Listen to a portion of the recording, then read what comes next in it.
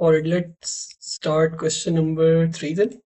So I'm assuming you guys went through it, and again, a very simple object-oriented question, except maybe the last part that would have a bit of, not really, well, it'll just have file handling. That is also simple. Alright, so they're saying that you have a programmer that is creating a game, uses a set of cards, and then each card has a number and a color. The cards are saved in a text file called this file. Okay, so I'll open this file and just look at it visually, and it has a number and a color, then a number and a color, and this pattern continues. Okay, a program has a class named card. The class has the following attributes, so we'll create the class straight away.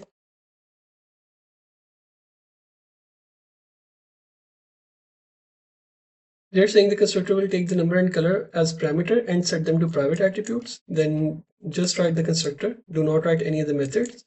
And we have to write it in, since we're using Python, so we have to write declaration statements as well inside comments. Okay, so here we go. This would be define init. This would be a number and a color. Again, spellings have to be exactly the same. And since it's private, so double dash, then number, and then again double dash and color. And this would be number, this would be color. Again, you can use any names of your choice, it's up to you.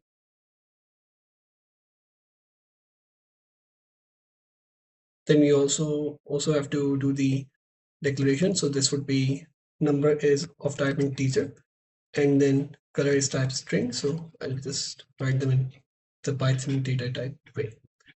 Okay, that's it for the first part. Then they're saying in the part B, they are asking us to, yes, in part B, they're asking us to write the method, the getter methods. So we'll go ahead and define those. So that would be define get number, and we simply return the number, and we have define get color, and we simply return the color. Okay, simple enough. Then they're saying the text file will store the data for 30 cards in the order of number and color, just like we saw. Again, always create a backup file of this. Then, for example, the first card in the text file, 1 is the number, red is the color. One deity of type card is declared to store all the cards that are red from the file. Okay. And then they're asking us that we have to declare an array of type card with 30 elements, and then you have to read in the values 30 elements and assign each to the array. Okay, so we have two values here at a time, and we have a total of 60 lines here. So we can loop through these values, and we can just store them one by one. And they're already in separate lines, so we don't really have to split these values. So let's write the solution for this. Okay. So we can use two read lines at the same time to read one value at a time, and we can get these in values in pair. But don't you have to put this like in a loop? So we have to write this in the main program. Okay, I'll just label this main program. And then we open the file, we close the file, and we'll use a while true here. Okay, while true is basically an infinite loop, so we have to be very careful. We have to eventually break this. So I'll say while it is true, the first value would be the number. So number is equal to f dot read line like this, and then color would be equal to f dot read line as well. And we should get rid of the extra spaces on these.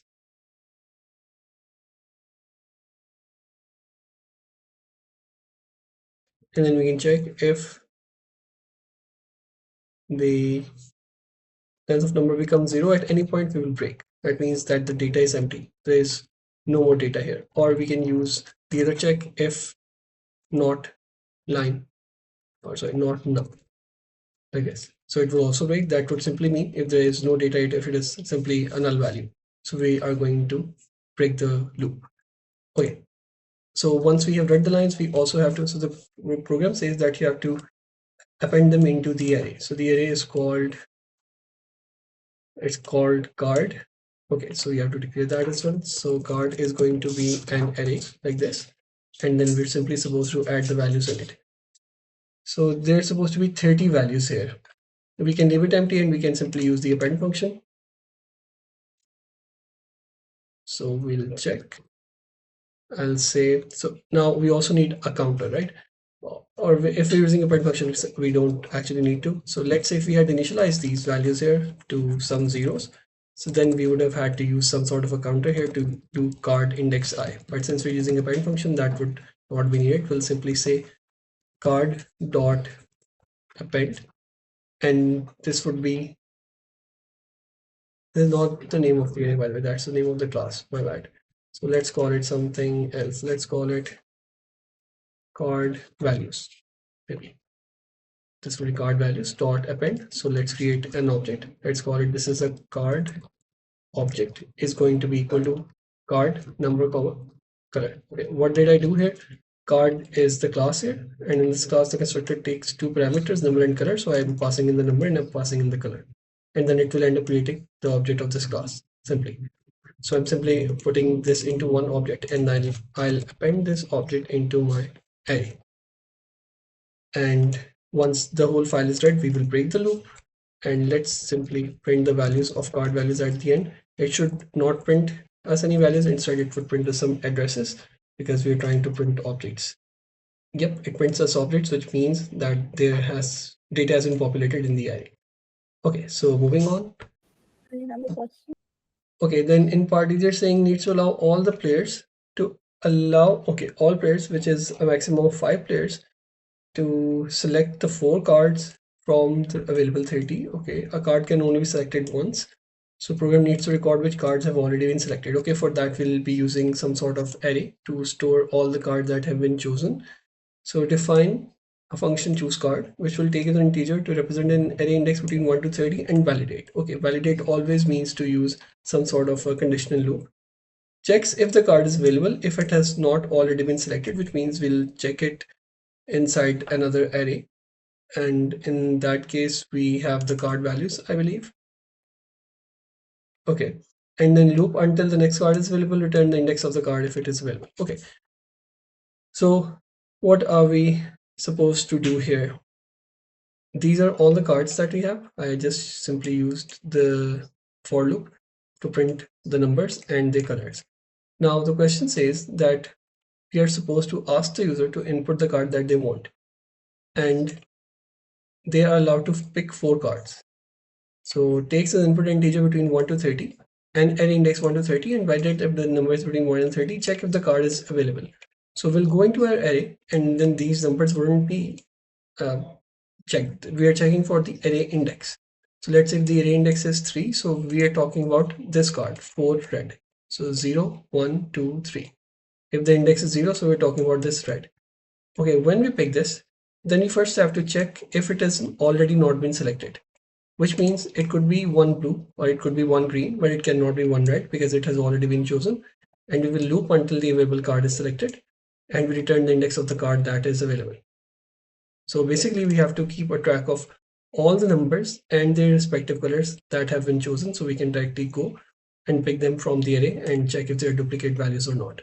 That is the idea of this question. So let's try this question. Okay, so again they're saying 4 cards from the 30 available. Okay, so the cards available, like this was just an example, right? So when we printed the value, these are like sort of the examples that you have, but this is again separate. Okay, these are the different cards. In this question they're saying that you have 30 cards. Okay, and then the index will be basically the number that you input. So we'll initially have some sort of array which is 1 2 3 4 5 6 7 8 all the way till 30. Okay, so let's say if somebody inputs 3, so then I'm going to pick 3 and I'm going to check if it has already been chosen or it has already been picked. So maybe in my array, since I'm going to pick 4 cards, maybe I've picked 2, 9, 28, and maybe 5. So if the current one is not in the picked array, right? So in Python, we have the not in or the in operator, which gives you true or false, depending if the value is part of the string or part of the array. So if the current value I'm looking for is 4, so since 4 is not in the picked value, I can pick the card. Let's get rid of 5 because we're supposed to have 4 values in the, let's make it 5, right? So 5 would become the last card that I'll draw. And let's say if the card I pick is 2, since 2 is already part of the picked array, so I'm not going to allow this. This is the simple mechanism that we have to implement. We just have to check if the card has been picked or not, and it's a pretty straightforward question then. Okay, so we'll write the function. We have to write it here. Define choose card.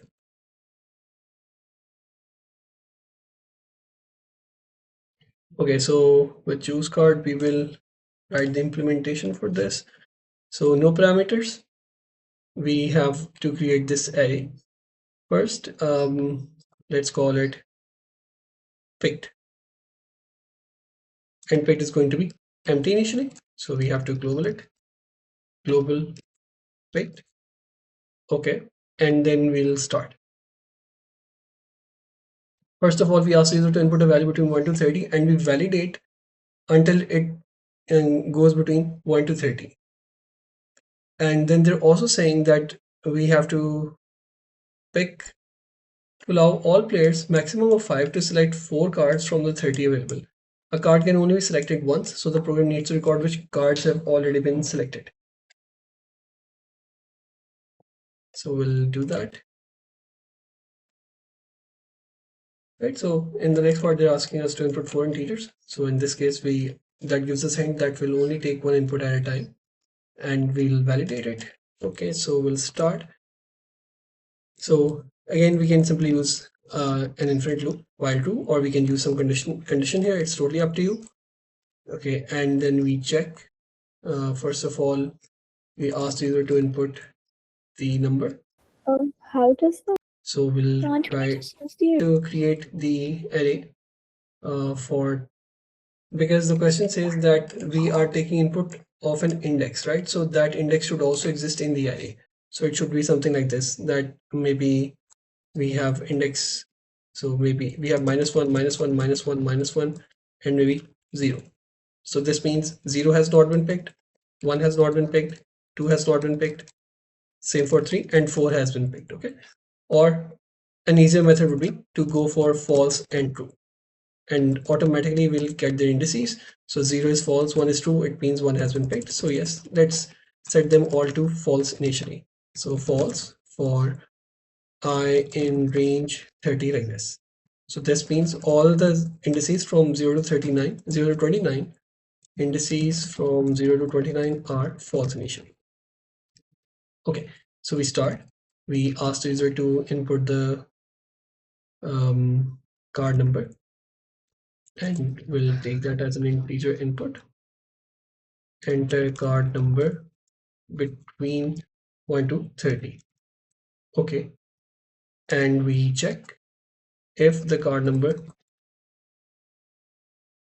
is greater than equal to 1 and card number is less than equal to 30, then we'll break. Otherwise, we'll keep on, we'll ask the user that incorrect card number, something like this. Okay. Okay, so there would be two cases here. So card number is valid and it has been already picked. So we'll write the code for that here. And then there would be another case where the card number is valid, but it has, and it's not been picked yet. Okay, so yeah, how do we check if the card has already been picked? So we go for the number that we get.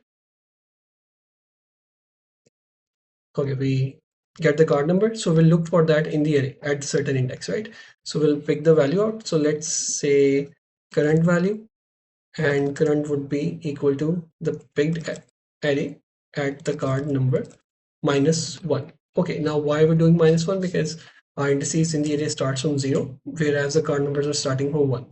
So when the user inputs in card number 1, so we'll technically be looking at index number 0, 2, 3, 4 like this, right? So we just have to subtract 1 from here.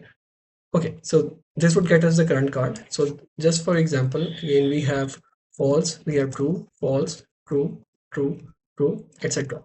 So let's say if the card number I pick is 1, and if I go to index 0, that means this has not been picked yet. So I am going to check if the current value is still equal to false, or if it has not been picked yet. If the current is false, if not current, then simply I'm going to put true here. So I'll go to the picked card number -1 and I'm going to put the value of true there. In fact, we should just store it in another variable index, and I'll say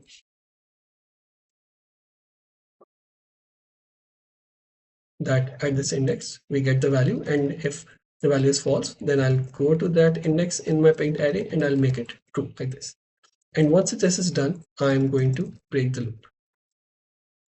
Okay, if the card number is valid and has okay, so this would be for not picked and not picked and already picked.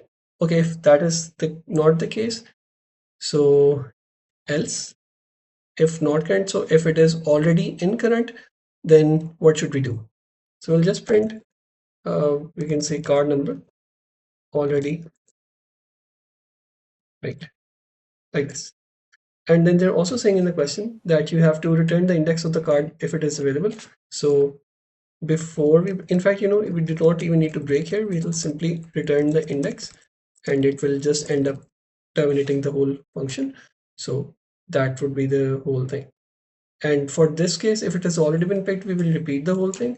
And if it is an incorrect, we'll again pick the whole thing. We'll repeat the whole thing again and again until we get a card number which is between 1 to 30. Right? So this is what we have done. So in party, they're saying main program needs to allow one player to select all their 4 cards, amend the main program to create an array. Okay, so let's hide this all the way to the end. So we don't need this. Now they're saying in the main program, you are going to, so let's get rid of this print statement. This was just for our convenience. We have to create an array player 1 for player 1 of type card. So this will be called player 1, and we have to put in 4 integers here. So if we have to run loop 4 times for I in range 4 like this. Okay, so they're saying input 4 integers. So the integer is called would be from choose card like this. So choose card is going to ask user to input an integer and it will do the whole thing. And it will input and it will store the value in some, so let's call it response, or let's call it maybe number is equal to it. So it will choose a number. And then we're supposed to, they're saying ask player 1 to input 4 integers using the function store the cards in player 1. Okay, now player 1, this array is of type card, and if we go up, so it will contain a number and it will contain a color, right? So that is what we have to do. And how do we get the colors? So we know the colors from this file that we read, all of the values. So 1, 2, 3, 4, 5, etc. So if I print the original file back, here we have all these values.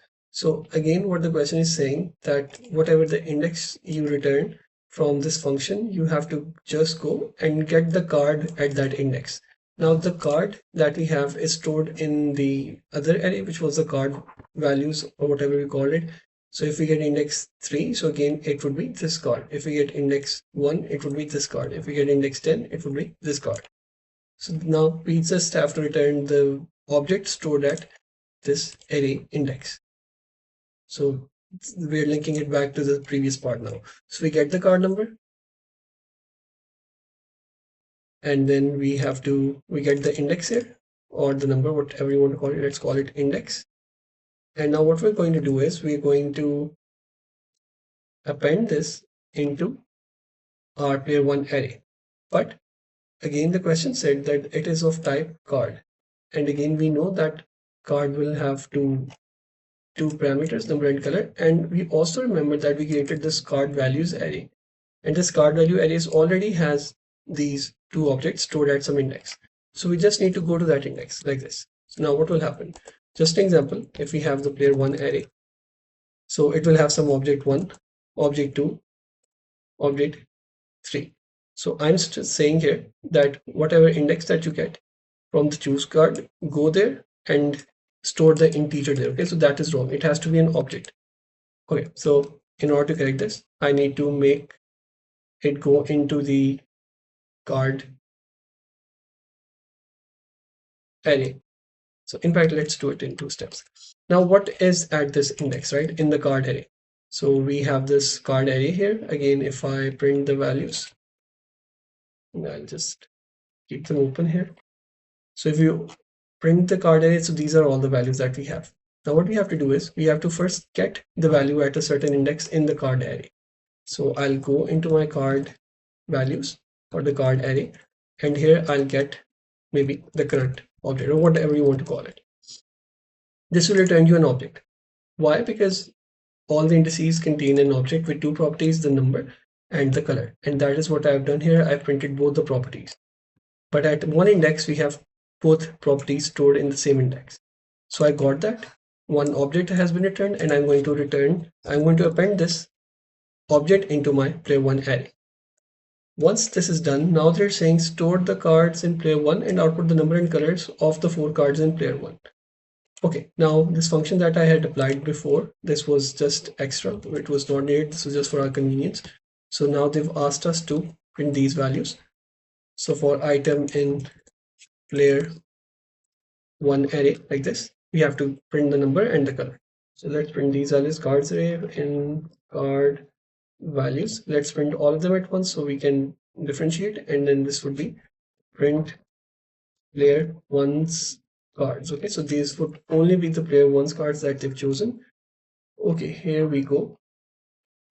So now they're saying input the values between 1 to 30. So I'll go for 1, 2, and maybe 29 and 30. So let's see. It should be the first two values from the array and last two. So it should be 1 red, 5 black. Okay. And then it should be 9 blue and 10 orange. And that is true. So 1 red, 5 black, 9 blue, 10 orange. So this is working perfectly. And if I rerun this, and if I maybe input some invalid value, so -1, it says incorrect card number. If I input 99, it says incorrect card number. If I input 5, and if I input 5 again, it says 5 is already paid. So this is not going to work. So our function is working perfectly fine. And in the last part, they've asked us to simply test the program for these inputs. And we've already done that for a different set of inputs, so it's the same thing. So this question is also done.